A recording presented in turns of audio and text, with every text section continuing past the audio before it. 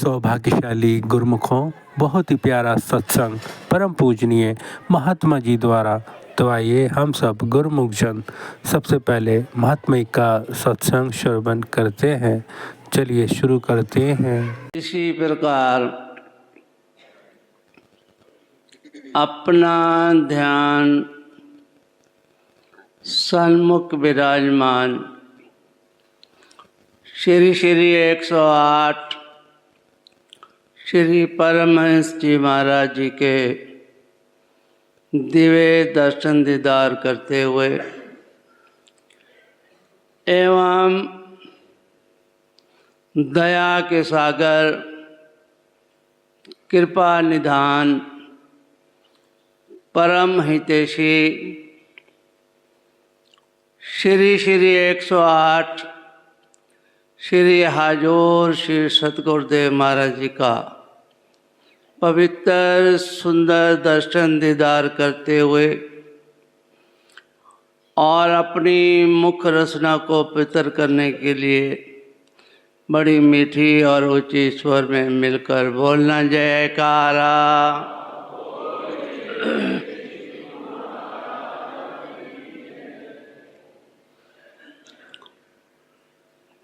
सौभाग्यशाली गुरुमुखों, जैसा कि हम रोजमर्रा श्री आरती पूजा में ये शब्द गायन करते हैं कि गुरु जी की कृपा सब पर भारी, जो समझे वो हैं अधिकारी। कि महापुरुष अपनी रहमत अपनी कृपा दिन रात एक करके हम भाग्यशाली गुरुमुखों के ऊपर बरसाते रहते हैं। मिसाल देते हैं कि जैसे हम बगीचे के अंदर जाएं,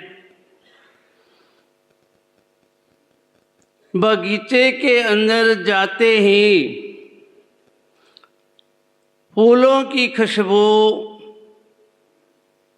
अपनी महक द्वारा अपनी खुशबू द्वारा सबके दिलों दिमाग को ताज़ा कर देती है। खुशबू ना छोटा देखती है ना बड़ा देखती है, ना अमीर देखती है न गरीब देखती है, सब पर एक जैसी ही खुशबू उतरती है। सूर्य उदित होता है तो सूर्य की किरणें भी धरती पर एक जैसी बिखरती है, उतरती है। सूर्य की किरणें भी छोटा बड़ा अमीर गरीब रंक राजा ऐसा कुछ भी नहीं देखते। झरना नदी बह रही है, पानी बह रहा है, लेकिन उस नदी के किनारे जाकर के हम मटका ले जाएं, गागर ले जाएं, गिलास ले जाएं, लोटा ले जाएं, नदी और झरना किसी को कुछ नहीं कहते कि तू कौन सा बर्तन लाया है और कितना पानी भर रहा है। जितना जिसके पास बर्तन होगा उतना ही वो पानी का, धूप का और खुशबू और महक का अधिकारी बन जाएगा। तो ऐसे ही महापुरुष फरमाते हैं कि गुरु जी की कृपा सब पर भारी, जो समझे वो हैं अधिकारी। कि हमारे इष्ट देव सबके ऊपर एक जैसी कृपा बरसाते हैं, अपनी रहमत बरसाते हैं, अपनी दया बरसाते हैं। अब हमारी बुद्धि जितनी भी होगी, हमारे विचार छोटे बड़े ऊंचे जैसे भी होंगे, उतना हम उस कृपा के अधिकारी बन जाएंगे।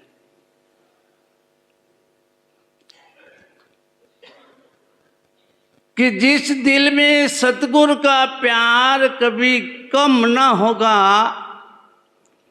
हरदम खुशी रहेगी मगर कभी गम ना होगा। कि सतगुरु का प्यार अगर हम दिल के अंदर कम नहीं करेंगे, दिन रात बढ़ाते रहेंगे, तो फिर हमारी जिंदगी के अंदर खुशियां ही खुशियां होंगी, हमारी जिंदगी के अंदर सुख ही सुख होगा। लेकिन महापुरुषों की तरफ से कोई कमी नहीं होती।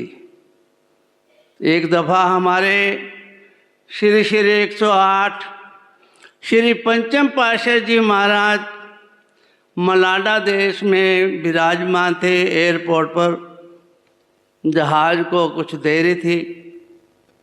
कुछ महात्मा लोग भगत जन श्री चरणों में बैठे थे, तो अकस्मात श्री गुरु महाराज जी ने अपनी मौज वश उन भक्तों से पूछ लिया कि आप लोग कहाँ बैठे हो। तो भक्तों ने विनय की, सेवादारों ने विनय की कि स्वामी जी हम आप जी के चरण कमलों में बैठे हैं। तो फिर श्री गुरु महाराज जी ने फरमाया कि हम कहाँ बैठे हैं। तो फिर महात्मा जनों ने विनय की कि स्वामी जी हम तो आपके चरणों में हैं और आप हमारे हमेशा दिलों में रहते हो।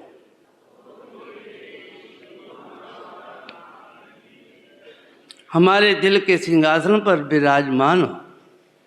तो ये एक रहमत है, ये एक कृपा है। महापुरुषों की अपार कृपा, अपार रहमत है। लेकिन उससे कोई लाभ उठाए या ना उठाए, वो इंसान के अपने ऊपर डिपेंड है, अपने ऊपर निर्भर है। जितनी जिसकी बुद्धि होगी, जितने जिसके विचार होंगे, उतनी वो कृपा का अधिकारी बनेगा। तो गुरुमुखो, ये हमारे बहुत ही ऊंचे भाग हैं कि हमें श्री आनंदपुर धाम की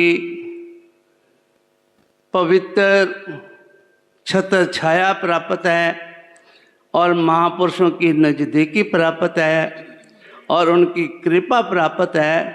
तो फिर हमारा फर्ज क्या बनता है कि ध्यान मूलम गुरु मूर्ति, पूजा मूलम गुरु पदम, कि मंत्र मूलम गुरु वाक्यम, कि मोक्ष मूलम गुरु कृपा। कि गुरु की कृपा से ही इंसान को मोक्ष की प्राप्ति होगी। 84 लाख योनि के बंधन से वो आज़ाद हो पाएगा। और गुरु जी की कृपा कब हम जीवों के ऊपर उतरेगी? जब हम उनके वचनों पर अमल करेंगे।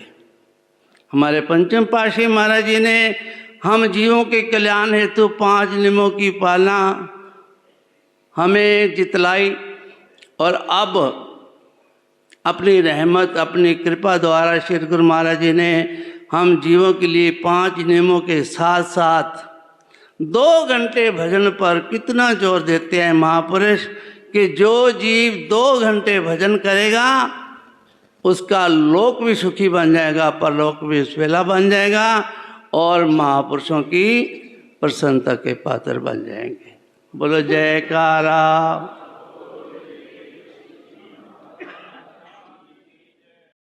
बोल जयकारा बोल मेरे श्री गुरु महाराज की जय। श्री आनंदपुर वासी भगवान की जय।